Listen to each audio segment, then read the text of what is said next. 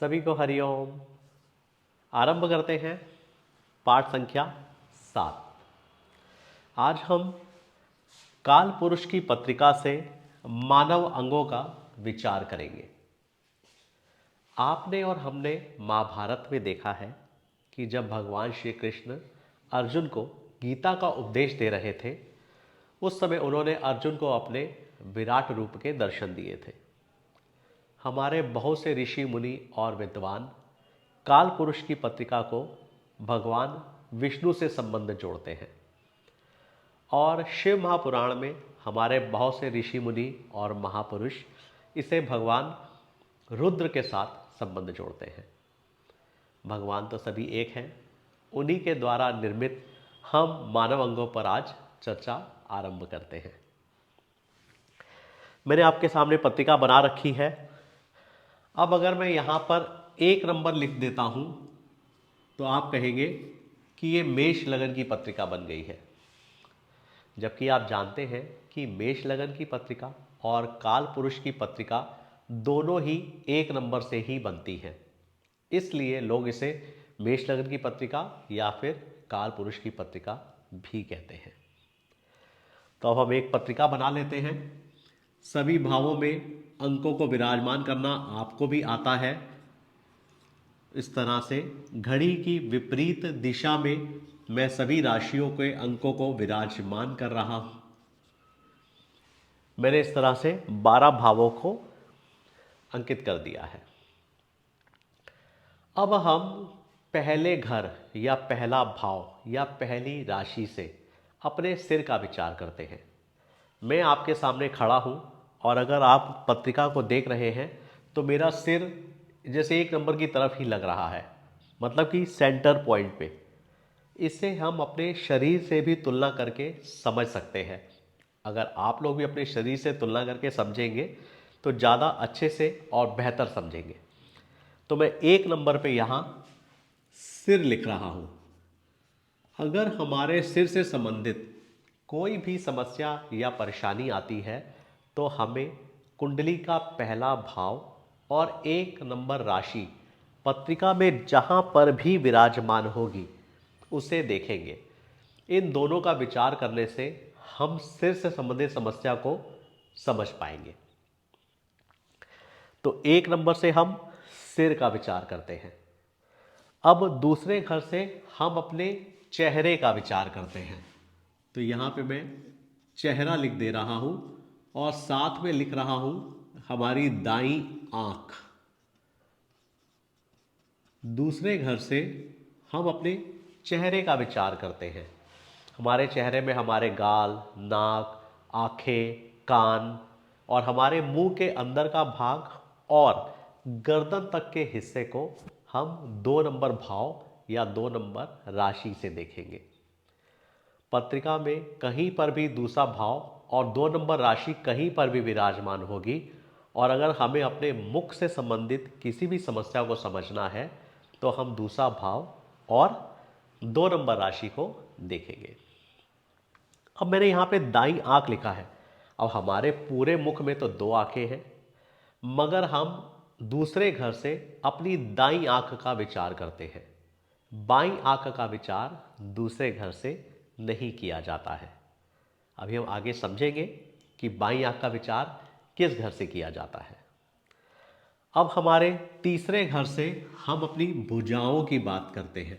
हमारे शोल्डर, हमारे कंधे, हमारे बाजू, इनका विचार हम 3 नंबर राशि या फिर तीसरे भाव से करते हैं।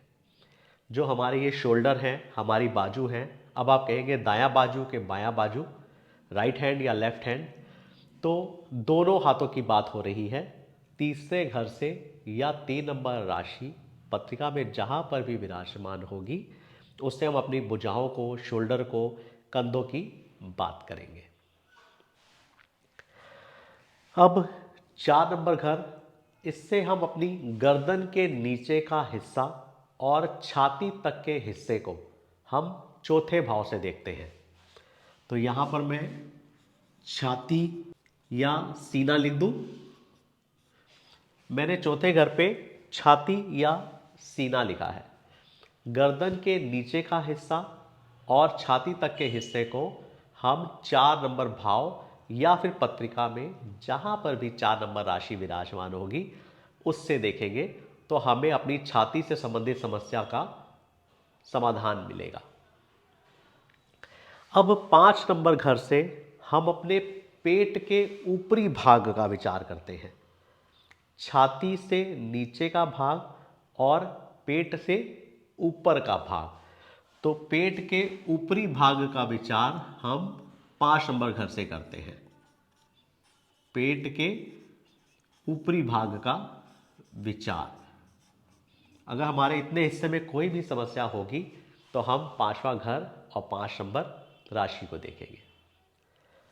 अब 6 नंबर घर से हम अपने नाभि के आसपास का हिस्सा और पेट के अंदर के ऑर्गन्स, हमारे पेट के अंदर जो भी ऑर्गन्स होंगे उसे हम 6 नंबर घर से देखेंगे। इसे मैं पेट के भीतर का भाग लिख देता हूं। भीतर का भाग या नाभि के आसपास के हिस्से को हम 6 नंबर घर से या फिर 6 नंबर राशि से समझेंगे। अब 7 नंबर घर, 7वां भाव हमारा कटी प्रदेश कहलाता है। इसे हम कटी प्रदेश कहते हैं। कटी प्रदेश हमारे पेट से कटी प्रदेश तक के हिस्से को हम कटी प्रदेश कहते हैं। जहां हमारा पेट खत्म होता है वहां से 4 उंगली नीचे के हिस्से को कटी प्रदेश कहा जाता है। हमारे बहुत से विद्वान 7वें घर से ही गुप्तांगों का विचार करते हैं। ये गलत है। हमारे कई सारे विद्वान 7 नंबर घर से गुप्तांगों का विचार करते हैं, जो कि गलत है। 7 नंबर घर से हम पेट से 4 उंगली नीचे कटी प्रदेश तक के हिस्से का विचार करते हैं। अब 8 नंबर घर से हम अपने गुप्तांग, हमारे शरीर में जो भी हमारे गुप्तांग होते हैं, जो हमारे इंटरनल पार्ट्स होते हैं, उनका विचार हम 8 नंबर घर से करते हैं। अब 9 नंबर घर से हम अपनी जांघों का विचार करते हैं।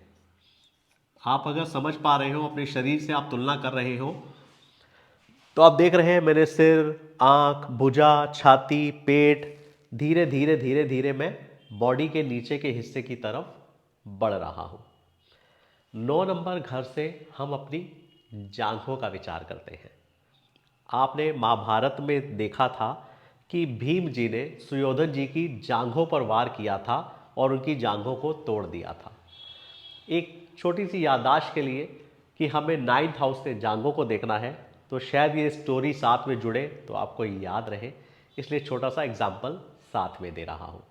ताकि 9th हाउस से हम अपनी दोनों जांघों का विचार करते हैं। हमारे शरीर की सबसे बड़ी हड्डी हमारी जांघों की होती है। अब 10 नंबर घर से हम अपनी रीढ़ की हड्डी या फिर कमर का, दोनों का विचार हम 10 नंबर घर से करते हैं। रीढ़ की हड्डी या फिर कमर का विचार, क्योंकि जिसे हम स्पाइनल कॉर्ड भी कहते हैं, हमारा पूरा शरीर हमारी रीढ़ की हड्डी पर ही निर्भर है। और 10th हाउस को हम कर्म हाउस भी कहते हैं, तो हमारा जीवन भी हमारे कर्मों पर ही निर्भर है। इसलिए कर्म हो या फिर हमारा शरीर, 10th हाउस बहुत इंपॉर्टेंट है, जिससे हम अपनी रीढ़ की हड्डी या फिर कमर, स्पाइनल कॉर्ड्स का विचार हम 10 नंबर घर से करते हैं। और अपने दोनों घुटनों का विचार भी हम 10 नंबर घर से ही करते हैं। तो यहाँ मैंने घुटना भी लिख दिया है आपको। तो हम अपने घुटने का विचार भी 10 नंबर घर से करते हैं। तो आप समझ सकते हैं कि 10 नंबर घर कितना इंपॉर्टेंट है। अब 11वें घर से हम अपने घुटने के नीचे का हिस्सा जो टखने तक जाता है, आप देख सकते हैं घुटने से टखने तक के हिस्से को, जिसमें हमारी दोनों पिल्लियां होती हैं, उनका विचार हम 11th हाउस 11वें घर से करते हैं। दोनों पिल्लियों से लेकर टखने तक का विचार हम 11वें घर से करते हैं। अब हमारा 12वां घर, 12वें घर से हमारी बॉडी में देखा जाए तो अब सिर्फ पैर ही हमारे बचे हैं, तो पैरों का और पैरों के नीचे के हिस्से का विचार हम 12वें घर से करते हैं। अब यहां तक तो आप समझ गए।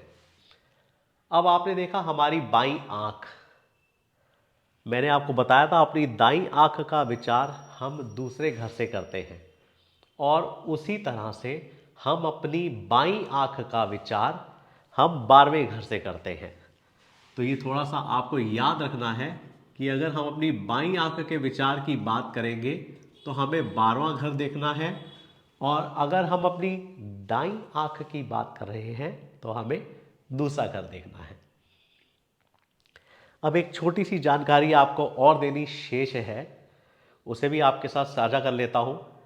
हम अपने दाहिने कान को तीसरे घर से देखते हैं, और हमारे बाएं कान को हम 11वें घर से देखते हैं।